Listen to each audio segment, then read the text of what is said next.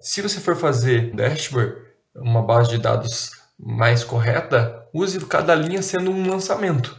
Então, no caso, como a gente está falando em vendas, cada linha um lançamento de venda. Se fosse compra, cada linha um lançamento de compra.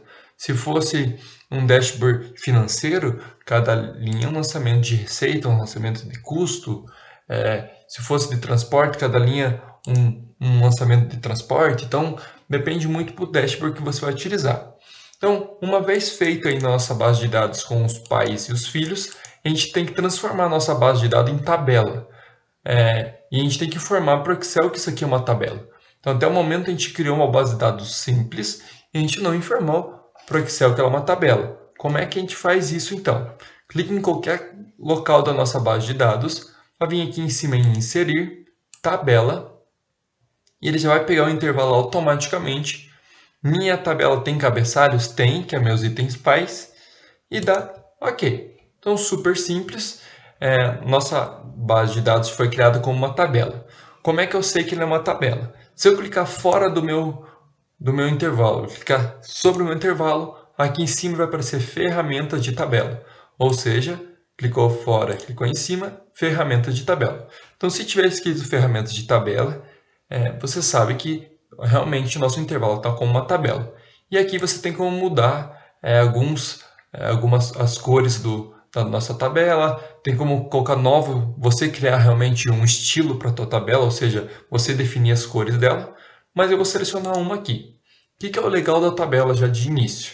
Aqui no design a gente tem como mexer nas linhas aqui, por exemplo, colocar linha de total, mexer nas linhas de tira, primeira coluna, a última coluna, as colunas em tira também. Então, aqui já tem uma predefinição um pouquinho legal aqui, que você já consegue deixar a tua base de dados um pouquinho mais visível.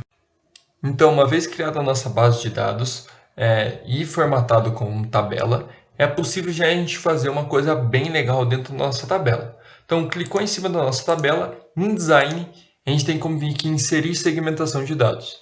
Então, esse inserir segmentação de dados é como se fosse um filtro. Então, vamos fazer um teste aqui. Então, aqui, esses itens aqui são meus itens pais aqui de cima. Então, vocês são meu cabeçalho na minha base de dados. Você pode marcar quais você quiser. Vou marcar 2 para a gente fazer um teste. Vendedor e marca. Eu vou dar um OK. Então, tá aqui. Eu tenho 3 marcas só e 3 vendedores. Se eu tivesse mais, aqui apareceria para baixo e teria uma barrinha para baixo e assim por diante. E eu vou jogar aqui no cantinho para a gente tomar de base. Então, tá aqui. E eu vou clicar em Apple. No momento que eu cliquei em Apple, automaticamente minha base só filtrou a Apple. Se eu clicar em Motorola, filtrou só os Motorola. Então, isso aqui é como se fosse realmente um filtro. Ele é um filtro. Se eu quiser fazer mais de um filtro, seguro o Ctrl e clico novamente. Então, estou filtrando o Motorola e o Samsung. Tá aqui. Se eu quiser Motorola, Samsung, do vendedor Felipe. Olha lá. Filtrou só o Felipe e Samsung e Motorola. Tirar o filtro, tiro aqui em cima, tiro aqui em cima. Voltou todos. Funciona da mesma maneira aqui. Então, se eu vir em marca e filtrar aqui Apple, aqui do lado filtrou só Apple. Se eu tirar aqui, ele volta aqui. Então, uma é ligada na outra. Então, esse filtro aqui, ele é bem bacana quando você tem bastante colunas e você tem como deixar aí e fazer um filtro mais rápido. Essa segmentação de dados a gente vai utilizar bastante no nosso dashboard.